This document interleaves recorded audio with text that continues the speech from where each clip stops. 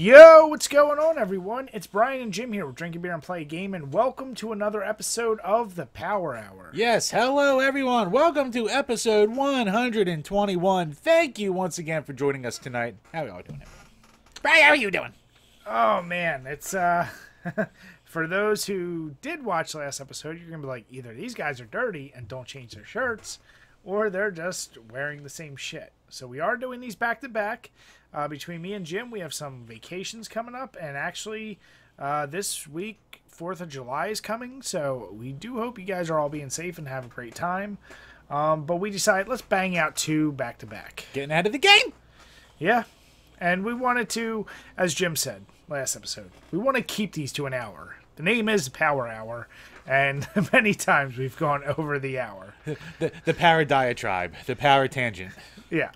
I mean, we've, in the past, when we first started, we were struggling to make an hour, and then that quickly goes out the window. So, yeah, like you said, we tried to keep these a He little just gets so good at this like we do. He can just go for hours. That's what she said. There's other circumstances there, right? All right, Chambers, so I see you sipping away. What you got? I am drinking leftover from good old Christmas season. Some things I still have from Two Hands Brewing, the old holiday ale. Let's see here. It's a Beer Day Noel on an offshoot of Beer Day Guard style. Traditionally, this style of ale was made just by a handful of small Framboise breweries in France during the few weeks leading to Christmas. It has a deep malt flavor with notes of treacle, toasted malt, and caramel. The malt character is accented by a mild herbal presence of French Strissenpedidalt and Aramis hops. Strissenspalt. I know how to words. God knows I got enough comments about my Philly accent on my goddamn Let's Play. Don't give me these hard words from the foreign countries that I don't care about. Speaking of Philly accents in a place that is near and dear to our heart, so my beer, I'm going with the Mud Hen Brewing from Wildwood, New Jersey, and this is their Wildwood Haze IPA, 7.7%. It's Enjoy the Journey. Local artist Russ Simmons creatively depicts the sun and the surf synonymously with the vacationing in the summer down the shore.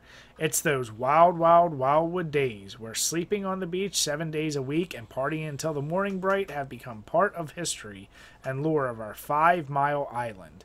Crack this can and enjoy the combination of cashmere and Motica hops, as unique as the fantastic architecture from the doo-wop era you can find sprawling our streets.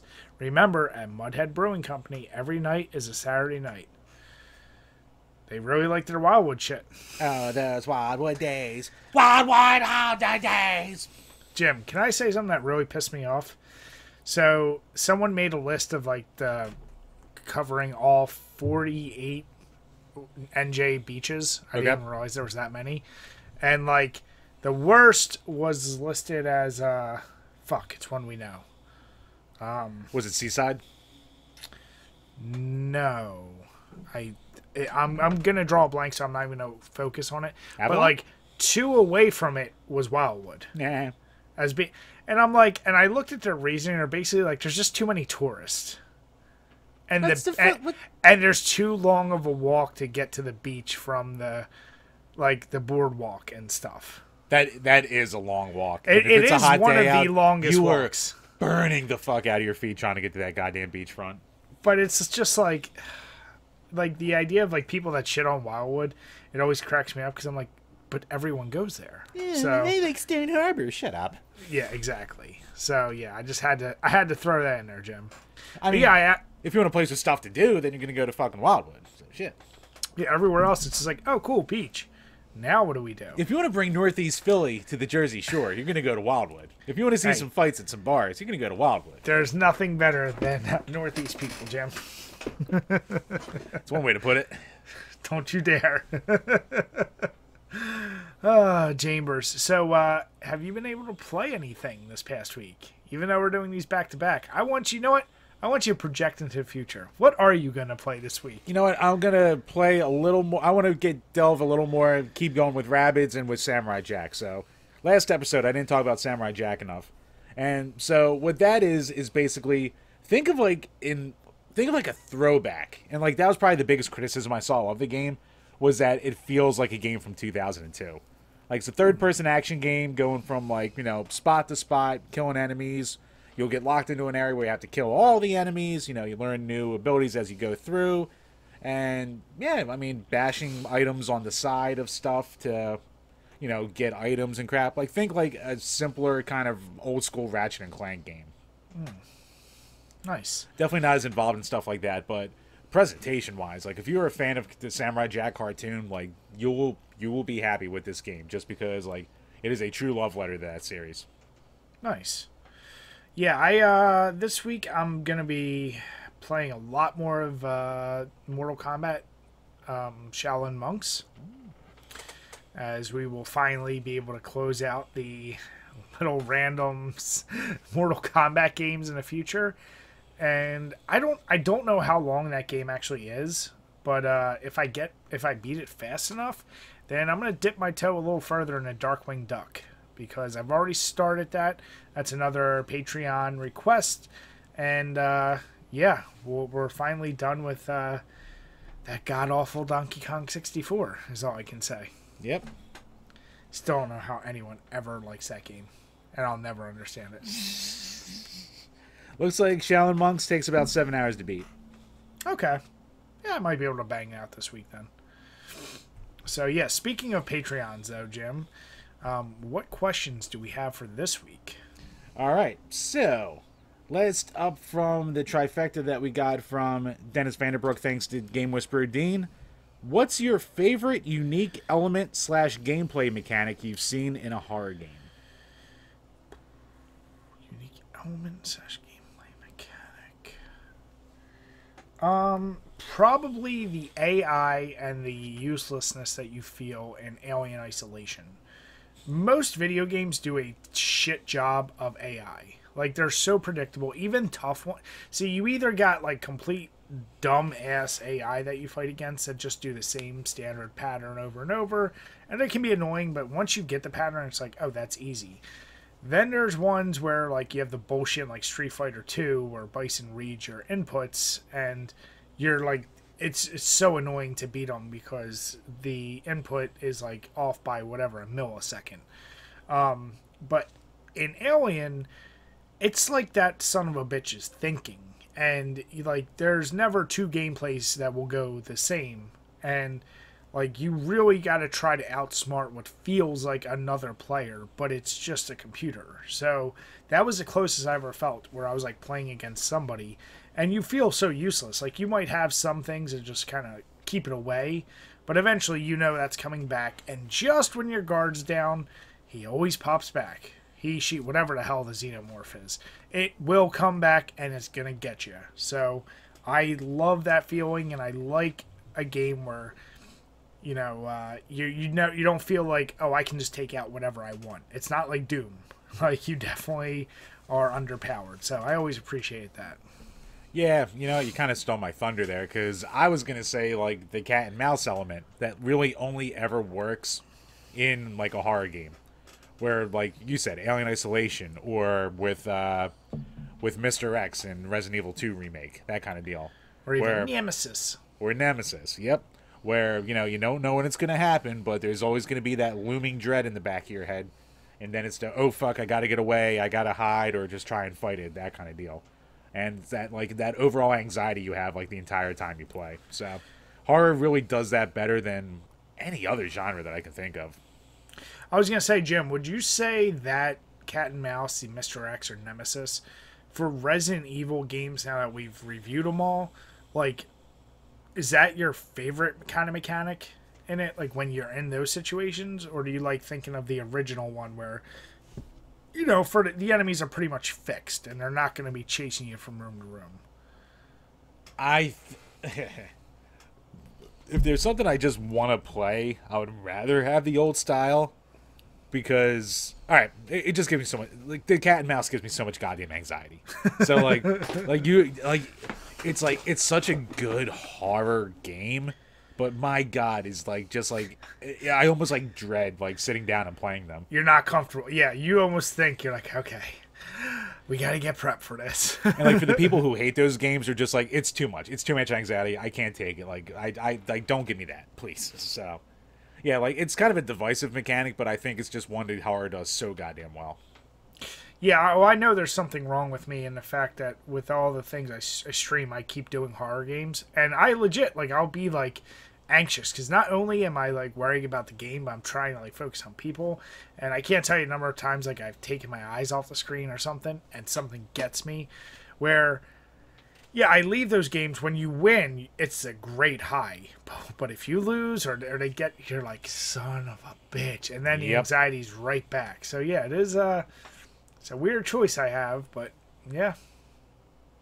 Nice. Right, you just want to be skiing. It's an adrenaline rush, Jim. Yeah. I can't get that with watching flowers grow. Yeah, like licking a hooker's butt. Damn it, Jim. What? Not everyone? What? Oh, moving on. Next up from G to the next level. Do you guys have any fond memories in the arcade with your families that you would like to share? No, because I had homework. I was going to say, like, I didn't really go to the arcades with my... Like, it was more like if we were at the mall or down the shore, and my parents would just say, like, yeah, go play the arcades. And me and my brother, like, sometimes would play them together, especially some of the gun games, but that wasn't a common, like, he wasn't as much into video games. So I have a lot of good memories with other friends, but family, we didn't really do gaming arcades together, so I can't really give a great example of that. Yeah. But, like, you know, I can think of every time I went to the movies, like, for us near the Chamonix Mall at Franklin Mills, and they'd have a Time Crisis out there, and playing that with some friends, and being like, I can impress these girls by showing how good my gun skills are. But outside of that, yeah, no, not really a ton of family memories there. Yeah, parents didn't really take me to the movies. Stopped going down to the shore when I was, like, maybe 10, and even then we didn't really go to the boardwalk. If we went to the mall, never made those stops to the arcade. So, yeah, can't say I have any there. Jim, why would you need to go to the arcade when you can get your system from a bag of socks? Well, I mean, why would I need that when I have video games at home? Why would I need to spend quarters when I was there? Something I can't take with me, so... it was a good Jim, it's not something you're bitter about at all. I'm not bitter about a lot of things, Brian. Not bitter at all. Next up from Gamer Astral. Favorite summer games. 2 of mine, Wind Waker and Mario Sunshine. Feeling a little bit of a GameCube theme there going. Yeah, I was going to say, I guess what constitutes a summer game? Now, do you go with a game that you just associate with summertime, or do you go with a game that's like summer set? That's what I mean, like a game that you maybe grew up one summer and you're like, that was a great summer, or yeah, the setting is more summery. I don't know, it's a tough one. Do you have one off the top of your head? I mean, if I have games that like I associate with summer, the 2 biggest ones that I can go with are Smash Brawl and GoldenEye. Like GoldenEye / Perfect Dark. Like my best friend growing up, like we spent probably a good 2 or 3 summers in a row playing like GoldenEye and Perfect Dark. Whether against each other, when some of our other friends would come over, or just going against bots in Perfect Dark. Did you say 2 summers or 1 summer? 2 to 3, I said. Oh, wow. Yeah, no, that we played the fuck out of GoldenEye and Perfect Dark. Damn. And like, yeah, and then like even somewhat with the original Smash, but especially Melee and Brawl, like that would be a game where like when we had time and like if we were hanging out, at some point we'd be playing that. So 2 to 3 summers. That's nuts. Because you still never got that good at those games, so I'm curious.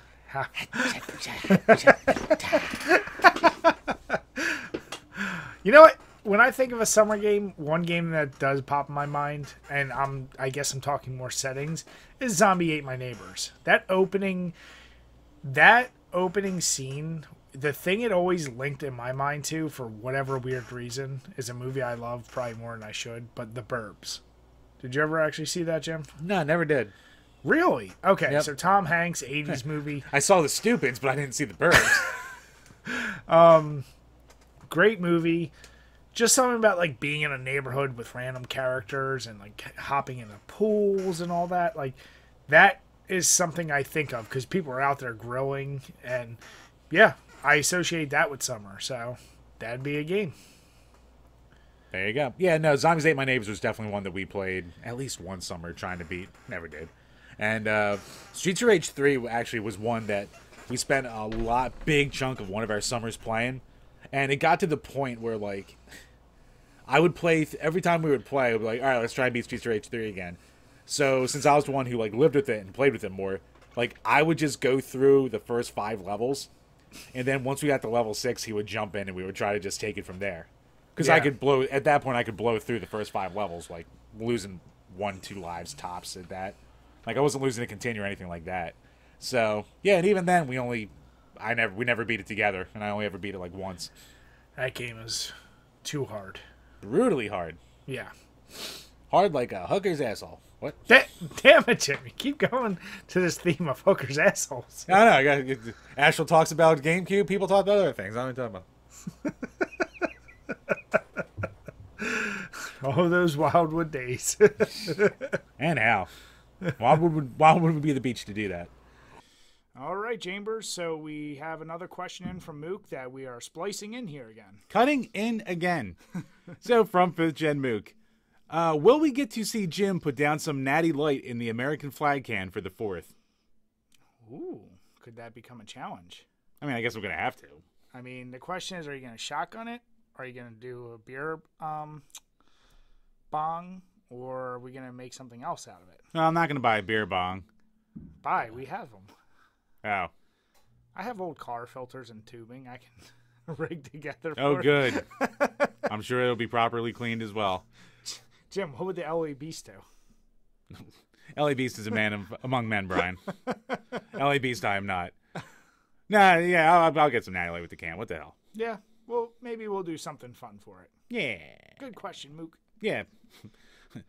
As the quality of my beer goes down even more. But last up from Eric Glowacki. Oh, wait, hold on. Yep, okay.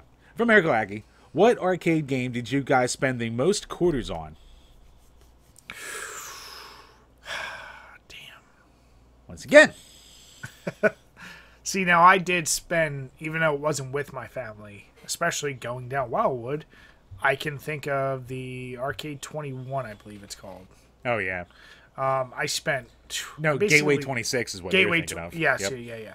I basically lived there. The one summer, my mom and dad went all out, and we basically like stayed down the shore an entire month.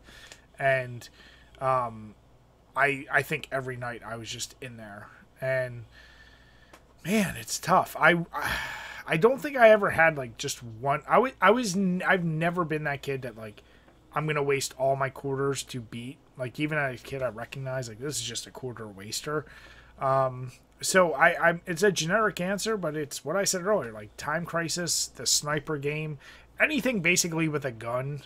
Whichever Time Crisis had the machine gun, I think it was 3. House of the Dead, all of those. Like if you had a gun, I was doing that. If you had a car, I was doing that. But yeah, it was one of those. I generally stayed away, unless it was like X-Men or Simpsons, from just regular arcade cabinets. And I was always like for more gimmicky what controller you were using. So I don't have one in particular, but if it had a gun, I was definitely using it.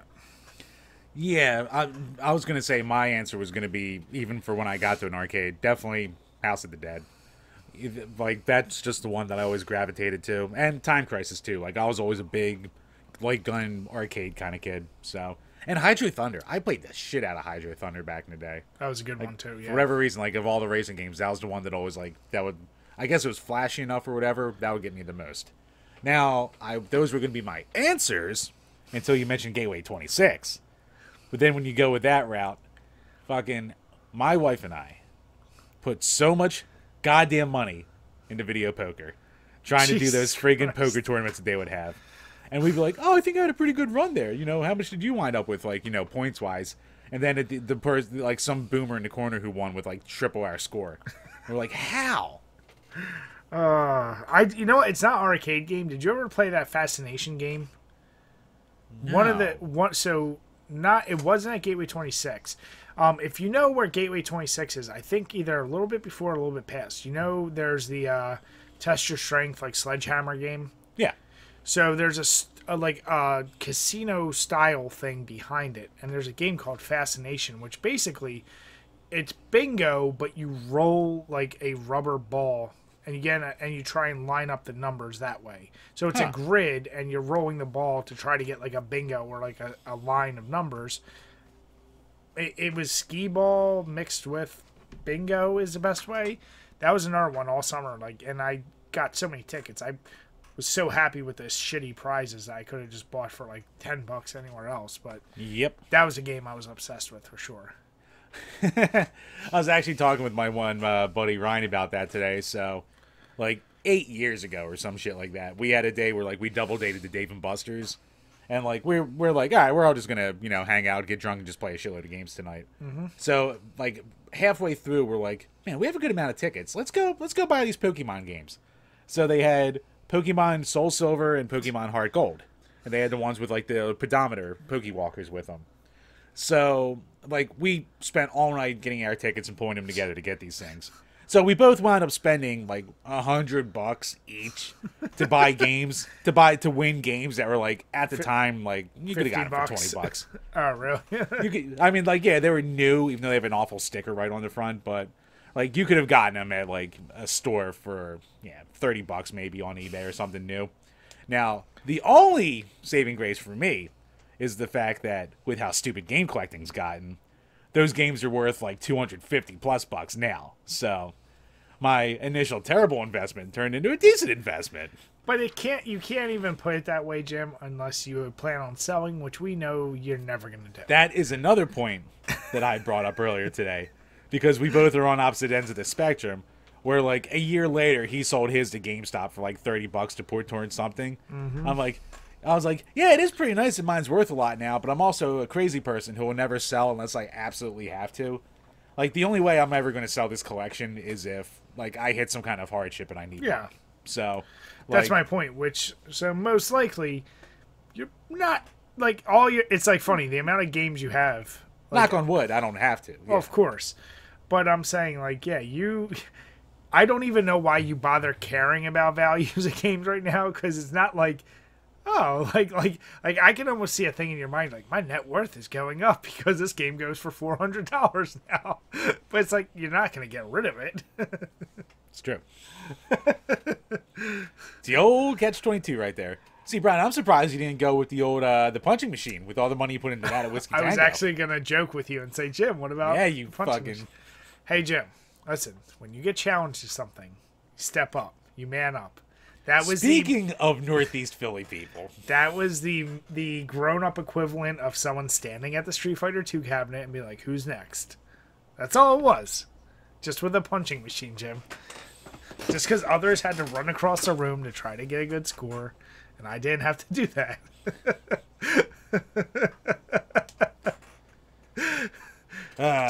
Jim, were you more mad that I was doing it or that so many people were interested in it? A little both. Yeah, definitely a bit of both there. Or were you mad at the one time you tried and the outcome was less than optimal? Look, Brian, just because my number was the numeric equivalent of me going, things happen. It doesn't mean anything. It's all right, Jim. We're all built differently. Yeah, that's one way to put it. Arcades. So yeah, great question, Eric. And that will wrap up Patreon for this week. So once again, thank you to everyone out there, for all of our lovely patrons for donating. And if you would want to be part of the show, have questions answered, video game reviews that we eventually get to, or even use an arid comment section as a billboard, then please head over to patreon.com. Yeah, and thank you to everyone who is a Patreon right now. I truly appreciate it. Yep. All right, Chambers. I really like this question. Did this come from somewhere, or did you come up with it? Nah, I was thinking of topics. All right, so Jim asked a question: the beers that made us. So we each picked 3 beers that kind of shaped excuse me, who we are as drinkers. So I feel like we've touched on some of this before, but I like how it's here. So I broke it down to 3 beers I can distinctly remember, which were, if you want to call them, changing points for me. So the first is Corona, just because that's the first beer I ever had. And full admission, it was because that's the beer I was drinking Fast and the Furious. Me and my buddy Juan thought that was a cool thing. So when offered a chance to finally get a 6-pack of beer, we said, we gotta try Corona, because that's in that movie. You know, we don't know what beer tastes like. Like, other than maybe trying Miller Lite, Bud Light. So that was really our first beer to really drink. It's still, to this day, I don't really drink Corona, but I do have, like, a fond memory of it. So that was my first introduction to beer. To what pisses Jim off, I'll say, if there's something Irish out there, chances are I'm gonna try it. I'm gonna like it or whatever. There's two things that are a goddamn guarantee with Brian: horror and Irish. Yep. Either goddamn one. I'm ready for Jane Irish. Fucking Northeast Philly. Not 100%. Go fuck yourself. But with your stupid flags and your green shirts, even though I'm wearing a green shirt right now. Irregardless. Jim, it's like you with, like, I want to be unique and like the bad things that nobody likes. And it's not that I like bad things. I just like weird things. No, fucking weird guy. You're interests me. Jim, you're a weird conundrum because you like the weird things, but you're always doing stupid shit to fit in.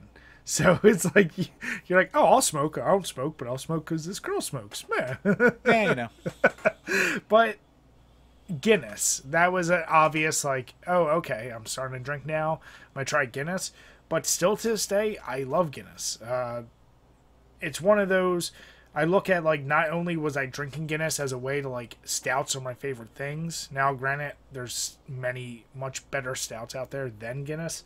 But good God, in our early 20s, I think every single night started for a while with a car bomb. And my God, if you've never done a car bomb, it is not the right way to start the night, unless you want to guarantee you're probably going to puke later on. But still, I do love Guinness. It actually is still my favorite beer factory I ever visited. And it just represents, like, a good shift of, I don't just have to drink shitty light beers. There's other options out there.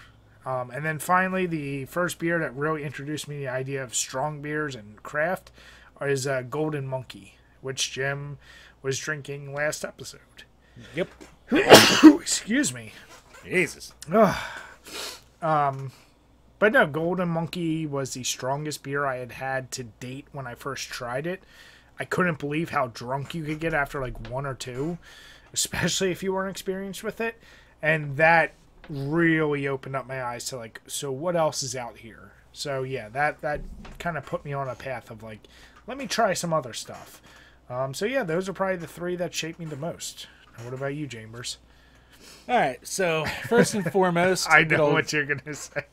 No, I'm not saying Keystone in any of these. You can't not say Keystone when you have the flag behind you. No, obviously Keystone's too much of a Keystone's too easy for this. So, for as important as Keystone is, I've talked about Keystone enough in this goddamn podcast. But that's what shaped you, Jim. That's like me with the Irish. You like cheap, shitty stuff. That you have to say Keystone. No, hear me out. Okay. So first up, one of the most important beers I ever drunk, and I really didn't even drink it ever since the one night that I had it. Molson Ice. My brother's bachelor party. I was 18, my first time really drinking, and I was going beer for beer with a 300-pound ex-Marine. So that's the kind of situation where I'm going hard and being like, oh, this is awesome. And Molson Ice is, of course, extra alcoholic because, you know, the ice version of it. And I lasted about a good 3 hours, and that's where I experienced my first ever vicious throw-up session hangover, too. So, a feeling that I never felt before, felt a billion times since. But that feeling of, what do you call it, like, nonstop puking, feeling like I'm going to die, like puking into a bucket next to a bed, staying up all night puking until I have a sweet release of passing out, waking up the next day, puking up the entire next goddamn day. going, never doing this again, and famous last words, because God knows that didn't happen. So, you do have some infamous hangovers, Jim. If only I could put the exertion I've put in through hangovers into other things in my life. But next up, I gotta do Rolling Rock, because for a lot of years, like through college, through like a lot of my early 20s, like that was just like the go-to beer for just a lot of what you call it, just like even before Keystone became like my beer, like my junk garbage beer. Like Rolling Rock was that one for me, and that like has a lot more memories of just like my younger, freer days, we can say. So, and last but not least is going to be Harp, which is a beer that I never drink, but Harp gets the nod because Harp was the first like quote unquote craft beer that I ever drank, and when I had it, it was actually like warm too. So, if you're not used to craft beers and IPAs, it's a rough one to go into in general. And then if it's warm, it tastes especially bad. And, like, that's a beer that it took me, like, a good, I think, full hour to get through. Because it was a beer that, like, I was drinking, like, another time drinking with my brother. And, like, after going through stuff I wanted to drink, that's what he had left. So I'm drinking, I'm like, what is this, like, fancy pants bullcrap? Like, this is, like, why does anyone drink this? I'll never get into this. I'll never like this. Once again, famous last words. So, that just always had that, like, jarring memory in my head of being, like, who the hell could ever enjoy this kind of, like, first real, like, introduction into, like, true craft beer, I guess. See, I thought you were going to go with Smittix. Smittix is another one that, like, could have been in that, like, that veil with like Rolling Rock, where like, no, I mean Smittix is a better quality beer, obviously, but like I never really considered that craft either. I don't know, Smittix is like a weird in between. I mean, even though that was like the import beer of choice for me to drink and shit like that. I was gonna say none of your answers were craft, really. Yeah, like even Harp isn't really craft, yeah. But like, no, Smittix, like that was like my import beer of choice, like that was like my fancy beer of choice and shit like that. But and yeah, I mean it's still one of my favorite beers ever. But, yeah, I don't know. It's still never, for as much as I've drank it and for as much as I, like, you know, have loved it, I couldn't, like, feel like a thing where it's, like, a real defining moment with drinking that either.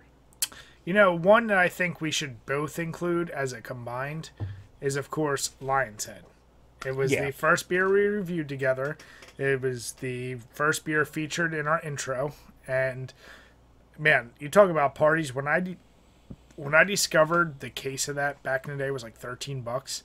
And everywhere I go, I'd be like, oh my God, you got little games on the bottle cap. And that was my go-to beer for so many years, just because I couldn't believe the actual, what I thought was really decent quality compared to other shitty light beers that only a couple bucks more. But I was like, dude, you get more flavor. It's this and that. It's local. Like, that was one of the...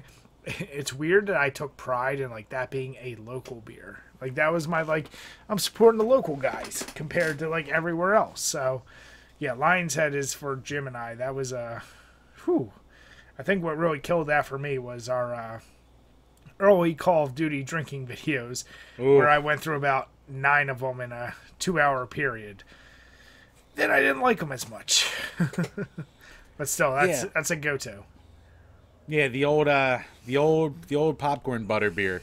Mm-hmm. Yeah, if you're drinking that many at once, yeah.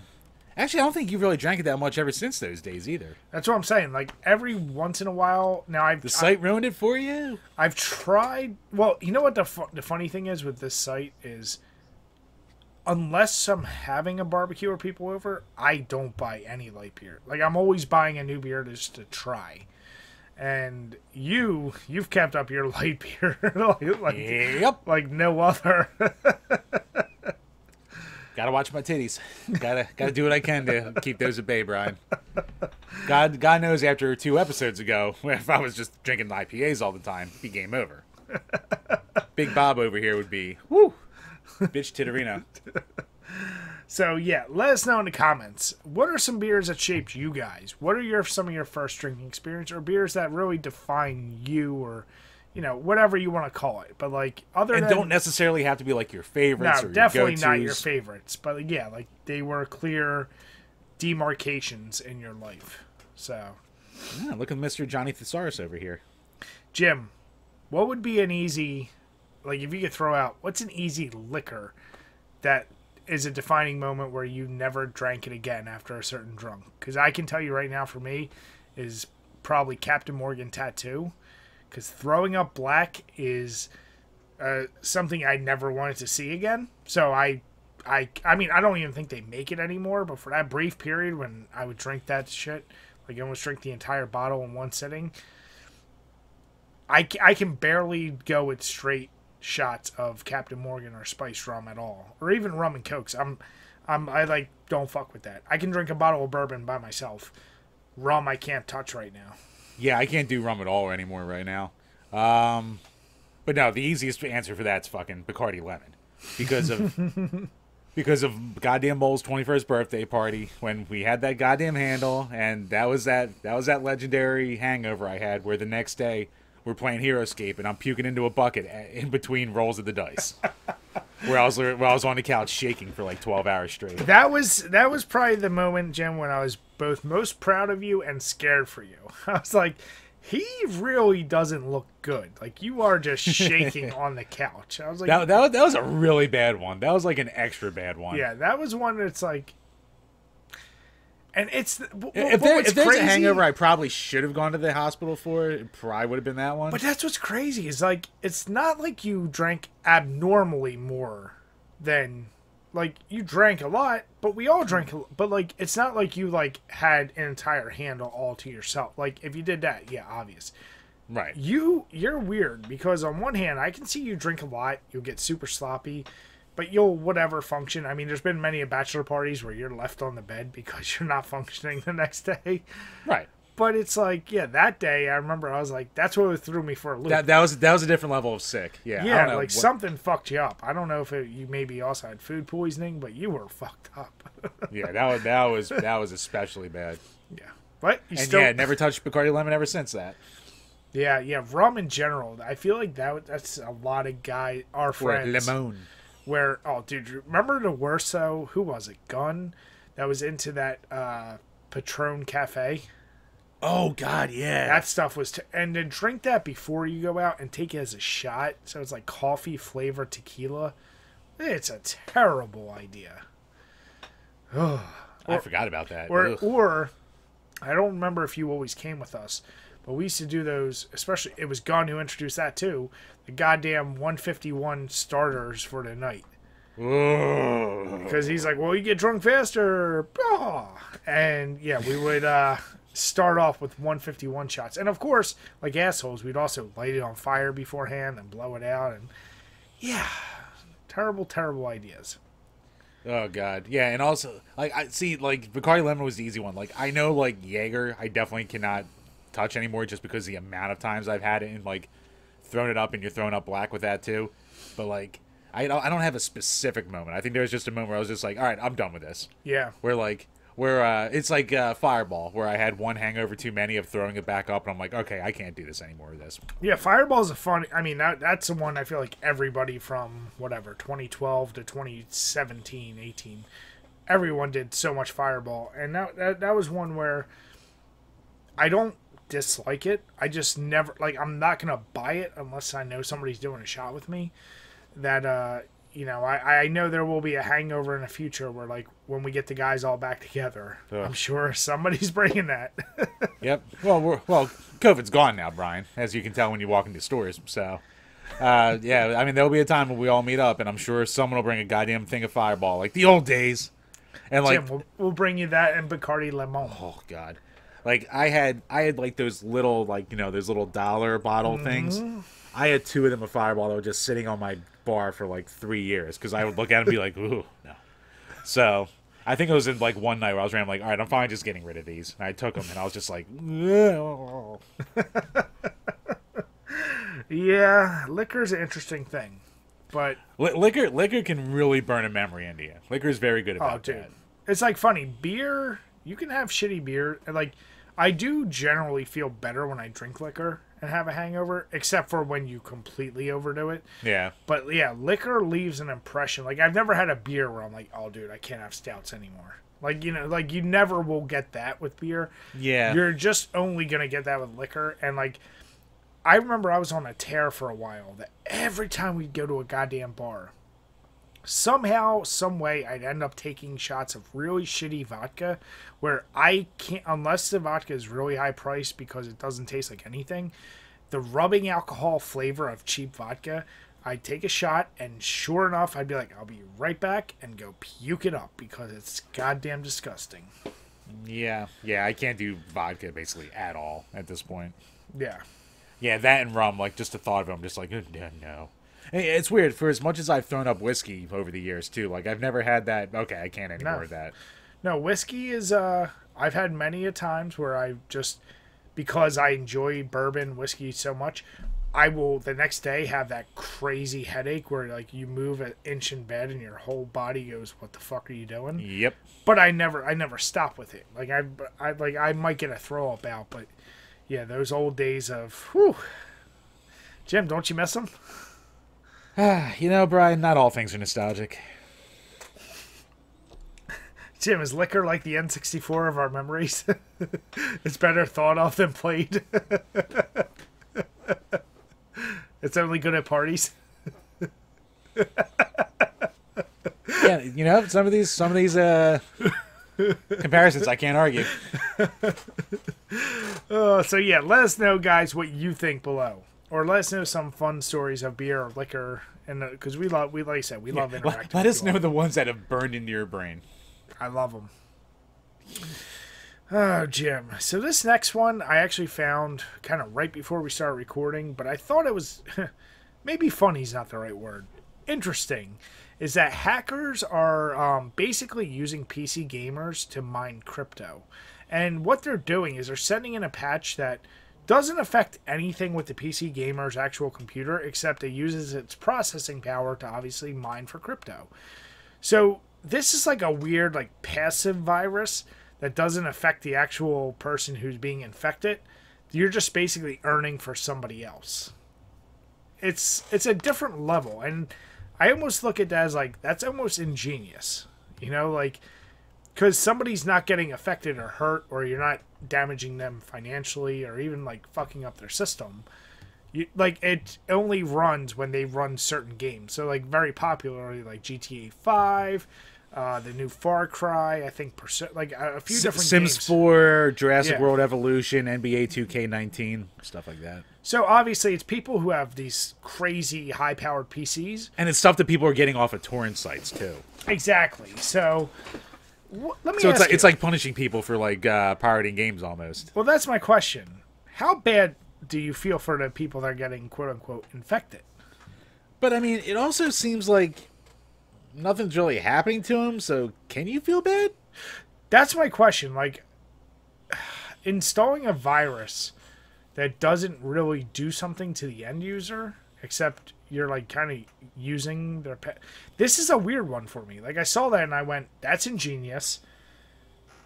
I'm sure there is obviously there's a crime there, but like, it's tough for me to be like, I feel bad for the people, because like something you would never know actually happens. Yeah, I don't know. What's your take on that? It's kind of weird because, like, I mean, it's obviously not right, but for one, if it's only affecting people who are torrenting games, then it's like, well, then you're punishing the bad. Yeah, it's like shitty people doing things to people who are also doing something that's, you know, quote unquote shitty. So it's like, you know, you can't really feel too bad for, you know, someone getting their resources hacked. I mean, it's like the old days when, like, all the laptops we destroyed in the early 2000s downloading off LimeWire. Like, you know, we're destroying the computers with, you know, malware because we don't want to pay for CDs. So it's like, yeah, you know, we kind of deserve this. But it's kind of funny, too, because, there's all the talk with crypto about how, you know, there's all the shortages for supplies and chips and graphics cards and crap like that for people doing Bitcoin and Cardano and Ethereum and all that stuff. But then you have these weird ones. So, like, the one that they were mining using these people was called Monero, which I'd never heard of before. But looking right now, it's you know, priced at $200 a friggin' coin. So it's no slouch. Yeah. And there's even ones like there's like a cell phone based one right now that you can do. Like, you can mine on your phone passively in the background, and it's like called Pi. and you can make these pie coins. Will it ever be worth anything? Probably not. Maybe. You never know. If it's something that everyone can easily do. But it's like, you know, people are really switching up all the different ways that they can process what a crypto is, too. So, I don't know. It's just fucking weird. Like, I mean, even getting away from the whole crypto talk. Yeah. It's like, yeah, and it's like a weird thing where it's like Avast only discovers the malware after customers reported a antivirus was missing from their systems. So, like, I guess it almost, like, blocks out Avast once it gets onto the computer. It's like a weird kind of deal. That's and apparently, like, it only affects... it's been affecting third world countries the worst, too. So, like, Philippines... well, not third world, but Philippines, Brazil, India, like, they've been hit the hardest. And America has a lot of cases, too. But, like... Sure. Yeah, but it's also, like, the amount of people that hit could be way higher because how it masks itself. So it's pretty ingenious, I gotta be honest with you. That's what I'm saying. Like, it is one of the most ingenious hacks I've heard of. And the part of me likes it because, once again, you mentioned they're going after people who are already doing something you're not supposed to. So it's like, what are they going to report them and say, I downloaded this illegal thing, and then I got this malware that's fucked with, like... You know, like, it's not like they can say, it's cost me this amount of money, because it pulls off the power. Like, I'm just saying it is an ingenious one. Crypto is such a goddamn weird thing that my thing is, like, if this gets opened up to a bigger thing, whatever crypto, what do you call it, Monero? Yeah, it's Monero. XMR, I think. So, like, if that really breaks big, does it plummet the value of that? Like, maybe? But, like, yeah, that's the thing where, like, crypto is, like...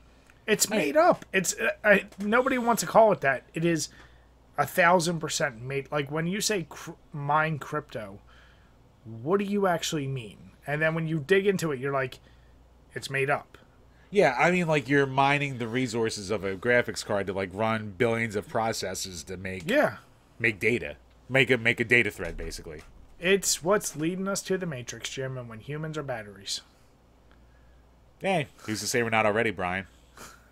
Maybe you haven't been unplugged yet. Jim, obviously you don't watch Neil deGrasse Tyson. If we were in a simulation, then we should... Fuck Neil deGrasse Tyson, that goddamn killjoy for everything fun ever. But Jim, that's what you are. Mr. I fucking love science. Fuck you. But Jim, you're an engineer. Kind of. Neil deGrasse Tyson can lick my asshole. Wait, I thought that was reserved for hookers. No. Now you're going to him? No. The hooker's assholes get licked. Neil deGrasse Tyson can lick the asshole of the asshole licker. All right? So then are you the hooker in this situation? Maybe I am, Brian. Maybe I am. No, like I said, though, it was just an interesting one.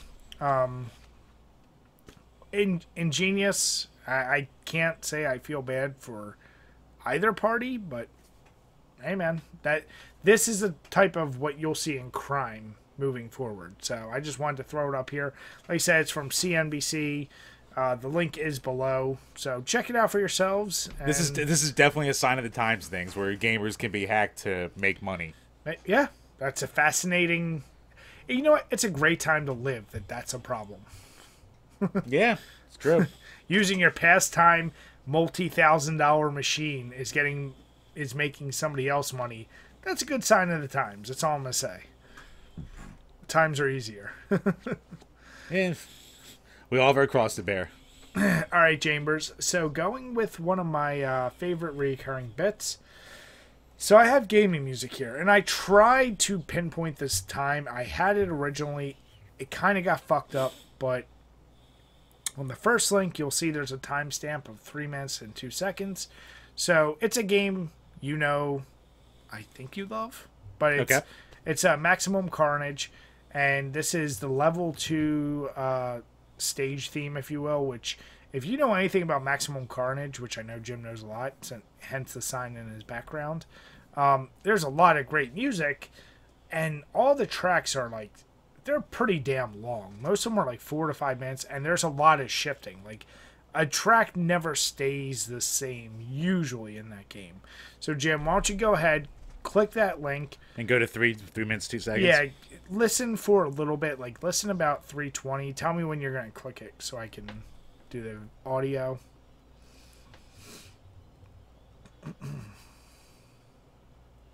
Okay, so I already recognize this song. I can't tell you what it is, but Now I'm going to hit 302 in 3, 2, 1. Clicking. Go. So Jim's listening right now. I'm linking it up. There's a lot of different melodies. Oh, this is fucking... it's Pantera. Yes. Shit, what's the name of the song? You son of a bitch. Wow. Is it Mouth of War, or... Can't think for a second. Keep thinking, because you got the band. I'll give you that. So Jim already got it. All right. So the song, like I said, it's Maximum Carnage Stage 2. It's not the entire song. This is a section of the song that is almost a direct copy of a Pantera song. Yep. So Jim, why don't you click the next link? It's the instrumental. Yeah, I know. I know. I'm gonna be pissed off when I see it, but. This next one, you could skip to about 20 seconds where it's a little closer. Oh, that's what the hell it is. God damn it. It's Pantera, I'm Broken. That's what it is. I put up the instrumental track, just obviously copyright shit. But, yeah. So Jim clearly just proved it's obviously noticeable enough.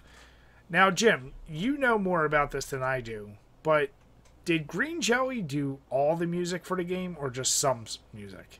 They did a lot of original stuff for the song, but then they also just, like, ripped a lot of licks from, like, other bands and stuff like that in there. So, obviously, Pantera, they threw in a lot of Black Sabbath. I think there was some, like, probably some Alice in Chains and some Megadeth. Like, they threw a lot of other stuff in there. Because if you know, like, anything about Green Jelly besides, like, Three Little Pigs, like, a lot of their songs are just them playing the exact rhythm of, like, a known song and putting in some goofy lyrics to it. Like, they have Anarchy in Bedrock, which is Anarchy in the UK.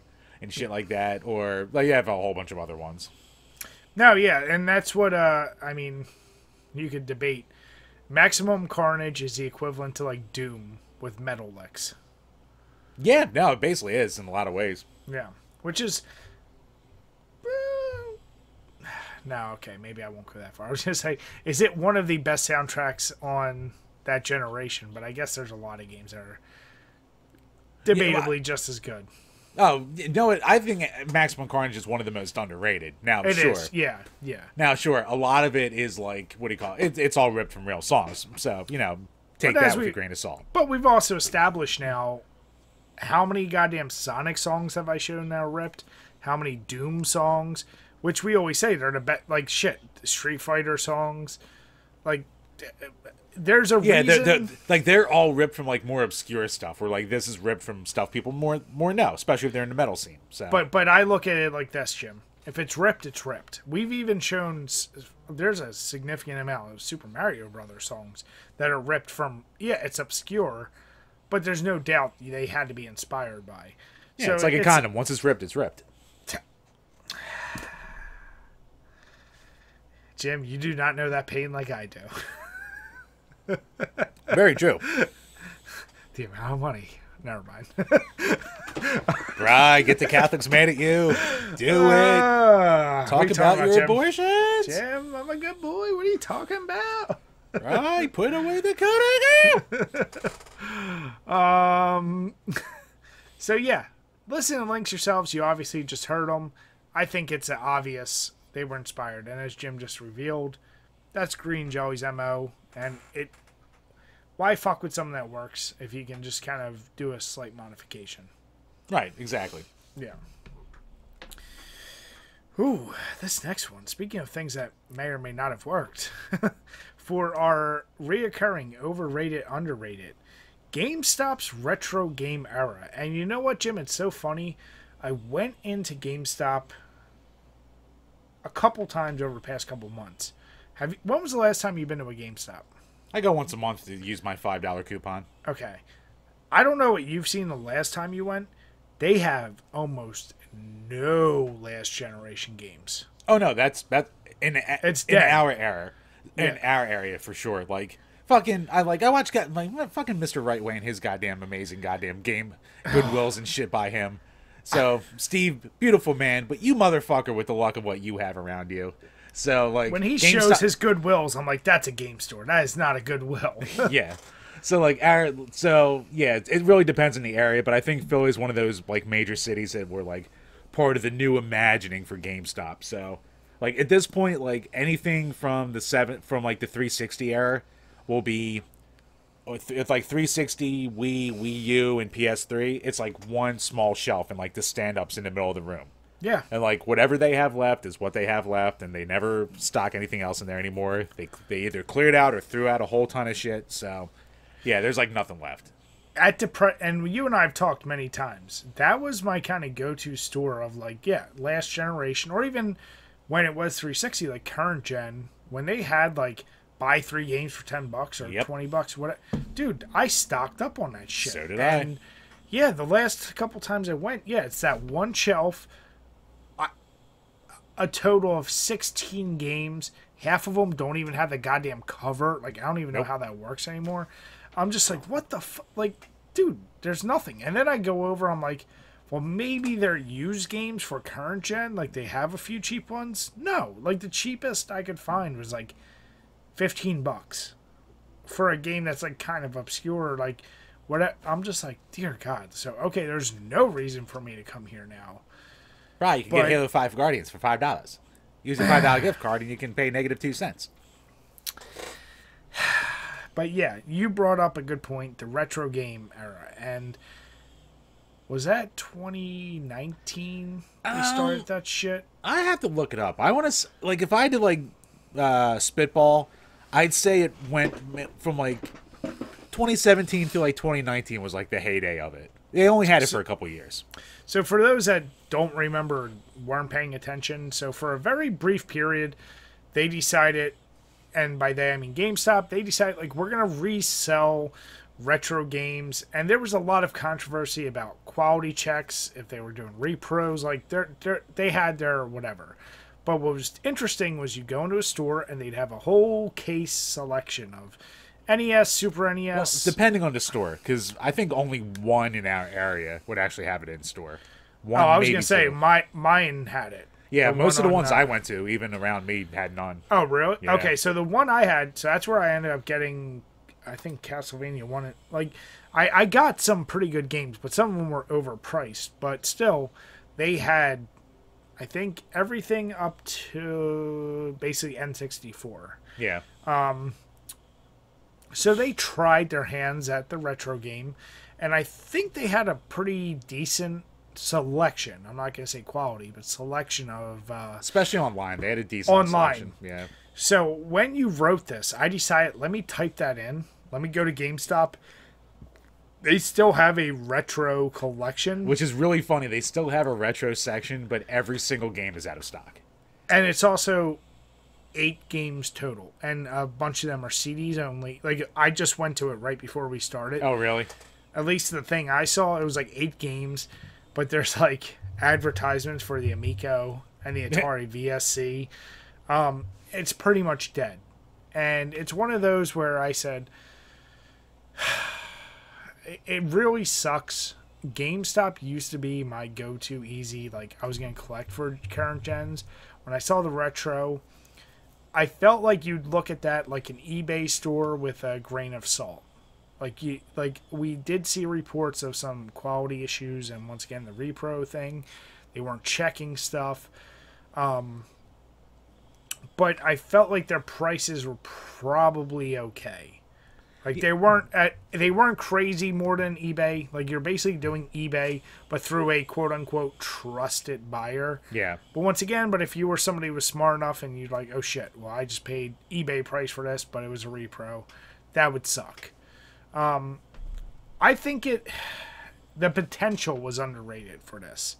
The execution was overrated, and it obviously went nowhere, which is why it died off. But I love the idea of being able to go to a GameStop and not just see toys and Funkos and everything else, and actually see old games. Because as Jim and I have said, maybe it's where we live, whatever the case, we're fucked when it comes to retro games. Like, unless we can maybe find something random at a Goodwill, we're basically always stuck to a video game reseller who's got to overprice it even over eBay prices, or just going eBay.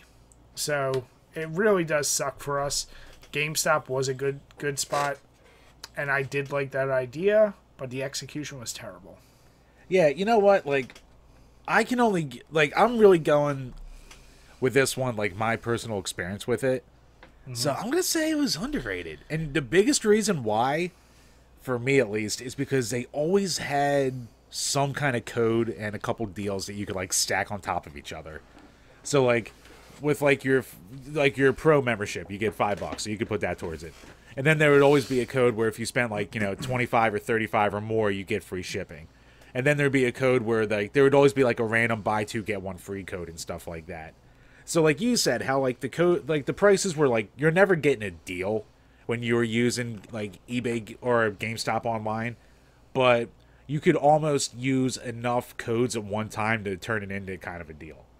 So I was lucky enough that like I never got burned by the like you buy a super expensive game and you get the cart, but the inside the PCB board was just Madden, shit like that. Like there was quality control issues out the ass. And, like, all the friggin' counterfeit Pokemon games that got sent through that thing.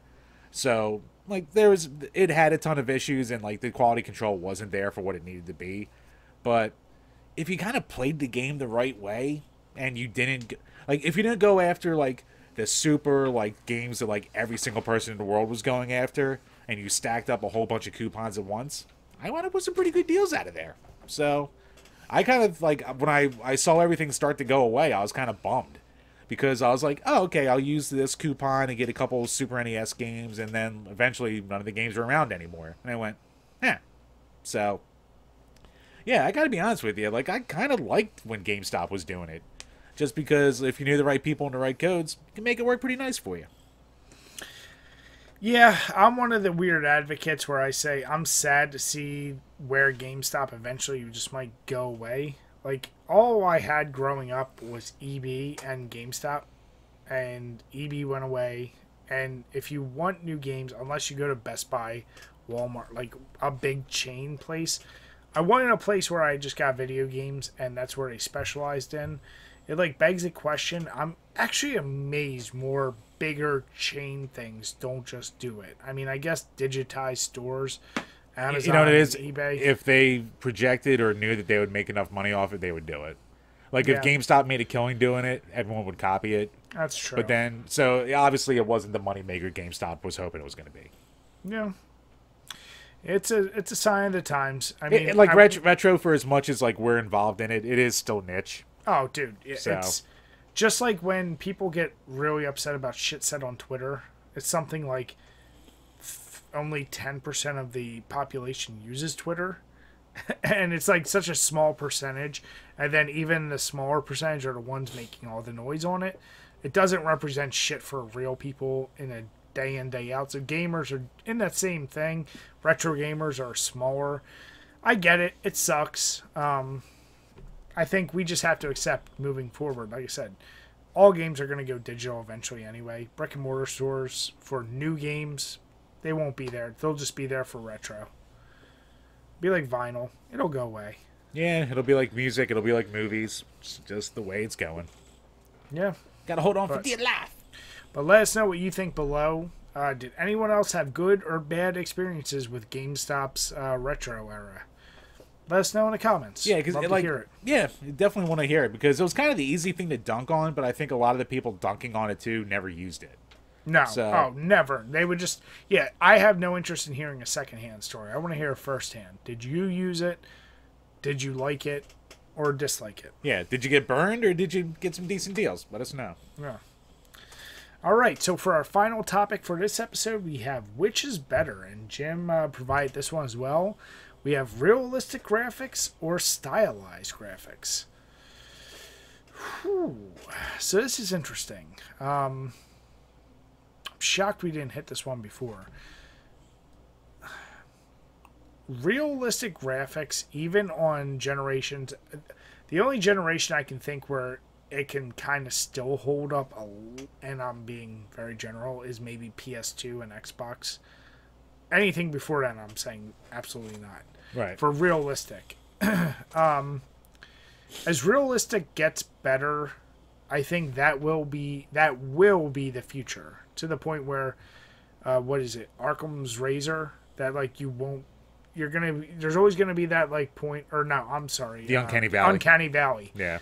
there probably will always be something, but as like this technology gets better and better and better, and one day it's like looks like you and me talking to each other, and that's the game. That is kind of what always, I think everyone in technology, especially video games, that's a goal like everyone's working towards. Stylized graphics are a necessity of the limitations of a technology. And when done right, like a lot of, well, let me not say a lot of, but the better 8-bit, 16-bit, they're probably the best examples of stylized that kind of last forever. There's been many other stylized that you could argue, like Wind Waker and some other like cel-shaded things that, yeah, they look good. I still don't think they hold up as good as like the 8 and 16-bit that are great. But the realistic, what I like about that is that's always pushing the envelope. So with stylized, it's ultimately easier. Like there's no one out there that I think is going to discover a new way to make 8-bit look even better. Like they're going to copy what the old school is, maybe add some minor animations and like some shading, some lighting effects, but the original like 8-bit palette, if you will, 16-bit palette, the color swabs, they're really not going to get any better, and they're always going to be a callback, a throwback, and they're fine. But there's a reason why nowadays you never see a throwback to like an Atari game for us. It's extremely rare. And there will come a point when you're never going to see another throwback to an NES style game or a Super NES. And that'll just keep going on. While realistic ages terribly and puts itself in a category, kind of like whenever you watch a 60s or 70s or whatever movie and they date that period time, that's what those do. But they're always working towards a future, where stylized are, to a degree, kind of, I guess playing it safe is the word I'm using. Like, Nintendo is always playing it safe with their games. They'll always be stylized. Because they don't need to try. They're never, even if the technology was available to them, they'd never make a realistic Legend of Zelda or Super Mario. Because that's not what their people want. And their audience, whether people like to hear it or not, are young children. And cartoons are never going to appeal as much, or will always appeal more than realistic. I would love a video game where looks just like real life, and you're just doing all the shit.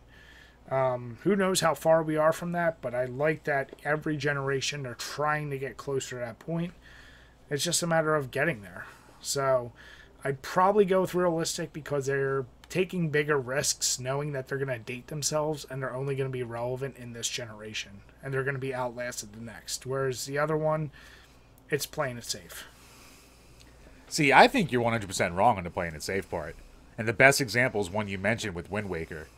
Because when that came out, everyone across the board was pissed that they went with the cel-shaded look. Everyone said, what is this crap? Why are you not pushing the envelope? Why are you like making something that doesn't look as, looking back it's fine to hear, but as like gritty and realistic as like Ocarina? Like, you know, why are you going with this over kiddified look and stuff like that? And I think especially with cel-shaded games, that's the best example of a look that's just, it's almost like a timeless look, where like if you look at Wind Waker, it still looks like, even though it's been updated with like the HD remake on Wii U, it's still the same basic look of a game, art-wise style, and it still holds up way better than anything that tries to look realistic.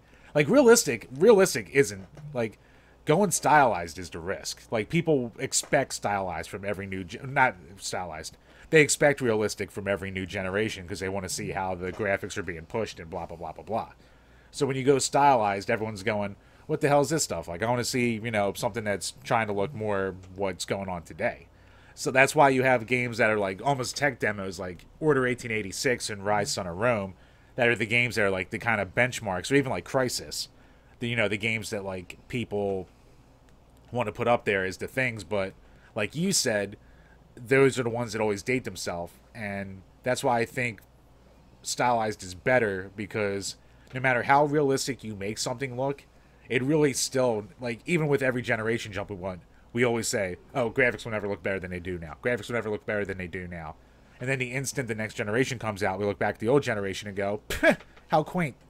So Like, I think for the fact that, like, you can really give a game its entire feel, like a true feel to it. Not only that, but yeah, you can give a game a true feel to itself with stylized graphics. If you look at something like Akami or like, you know, any of the cell shaded shit, where it's like, this game has its look. Like, this is what this game is. Where going realistic is what everyone tries to do, and then every game winds up looking the goddamn same. So, I think in general, like, it takes way more to, like, make a stylized look that people gravitate towards, especially in, like, for normies, and well, not saying for normies, but like the general public. Like, the general public doesn't want to see stylized. They want to see graphics being pushed. Whereas, but then that's also the games that no one ever goes back to, because if your main selling point is your graphics, if they don't hold up, then there's nothing to ever go back to. Yeah, and you're not wrong. I think the difference, though, is what you just said is both my point and against your point. Is at the end of the day, like Wind Waker, I think most people still don't like that, except for Zelda fans. Like, you love the game. I think a normie sees that and goes, cool, Breath of the Wild, I'd rather just play that. Like, any stylized Nintendo game, like, think Mario 64, unless you grew up with it, why would you ever play that over Galaxy? Like, unless you have nostalgia tied to it. And that is, honestly, always going to be tied to graphics. You can get into a whole thing about the gameplay is kind of made easier by a stylized choice. Like, especially games today where they decide, let's go to a 2D versus a 3D, because it ultimately is a easier thing to build from. See, you keep going back to, like, the 8-bit things, where, like, when I thought about this, like, which is better, I'm thinking, like, once we got to the era of people either going stylized versus, like, pushing the envelope. Like, 8 and 16-bit, like, that's all you had. So, like, there is no, like, pushing the envelope or being stylized. At the end of the day, you're, like, 8 and colorful, 16, goofy so graphics. 16-bit, the closest would be, like, a Star Fox, where they're like, we're going to try something that was new.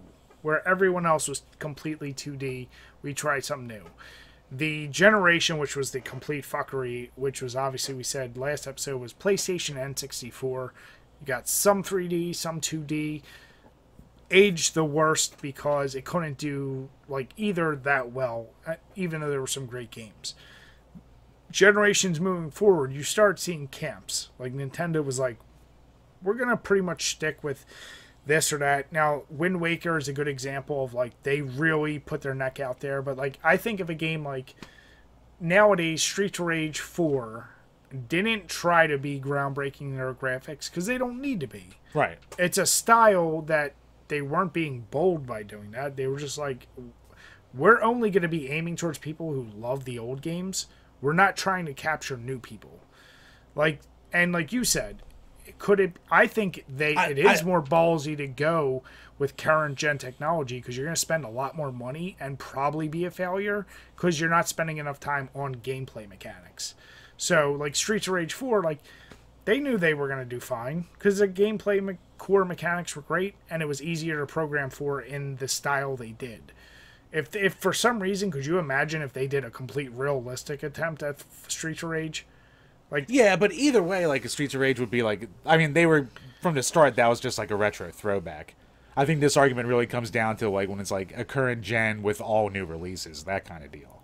Yeah, and I mean, so I think a good example is like Mortal Kombat. Every game, they went back to a 2D look, but they're much more realistic. Right. Those games, I think, undoubtedly look better than, I guess, did they really ever? No, I mean, that's a good argument would be like, say, Street Fighter V versus Mortal Kombat. Like, if you want to look at those the way they look.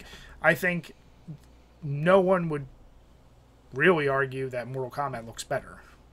Like, you might prefer a cartoony style, but I think Mortal Kombat, even if, like, if you just hold 11 to Street Fighter V, no one's going to look at those two and be like, well, Street Fighter V obviously looks better. Like, it's just, there's a different pushing of what's available. And like I said, I like that idea because it's always going to lead towards, you know, you're not going to be the most unique in the crowd, which is what I think you always like. And I think a lot of people like. Like, when we're picking, I think, the great cases of games that not only played well, but they had a unique style and it defined their entire, like I said, I'm completely blanking right now. But I've done a lot of these 2D platformers or whatever where they are so stylized that the style was a thing that drew me into the game. And then I actually did like the game. And I associate only the style with the game. But there's also a gazillion examples where that just doesn't work. Because then they try to copy that style. It doesn't work. Whereas realistic, like Last of Us is a game a lot of people love. Even though they've had a gazillion HD remakes, like if you go back to the PS3, for people like you and me, we're going to be like, it still looks really good. Right. It's like the argument of DVD versus Blu-ray. There's a certain point where you go, it's fine for me now. But in the future, it's just going to keep getting pushed. So, you know, with this stylized, I just haven't seen a really good example of a current stylized game that isn't like a throwback to something we've already seen. And I think that's where my hang up is. Like, I'm trying to think of a modern example of stylized that we haven't already seen from a previous generation. Yeah, you don't see those like weird games anymore, like Rez or stuff like that. Yeah, I'm trying to think of something that came out in the last year. Well, it's kind of tough with, you know, the pandemic thing. Yeah, like people trying to push the envelope too. Would you consider Minecraft and Fortnite? I guess you could say they're stylized. Oh yeah, I mean Minecraft for sure, and even Fortnite to an extent. But it's like the I wouldn't say. I mean, Minecraft is a timeless look. Like Fortnite. Minecraft is timeless, but Fortnite never like pushed the envelope either. Like it did. It definitely didn't. But yeah, Minecraft, like in theory, if that was able to use amazing graphics and still do it's really Minecraft is about the functionality. Like the graphics are almost you don't secondary, give two shits. Yeah. Okay, all right. How about this then? How about a game we reviewed before? PS2, Superman, that Showdown on Apocalypse or whatever, the cell shaded one.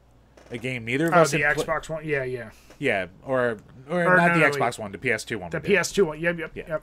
The cell shaded one that neither of us knew about even existed, one that neither of us had played before we went to it, but one that we went back to, and I'm sure for its time it looked amazing because it looked just like the cartoon.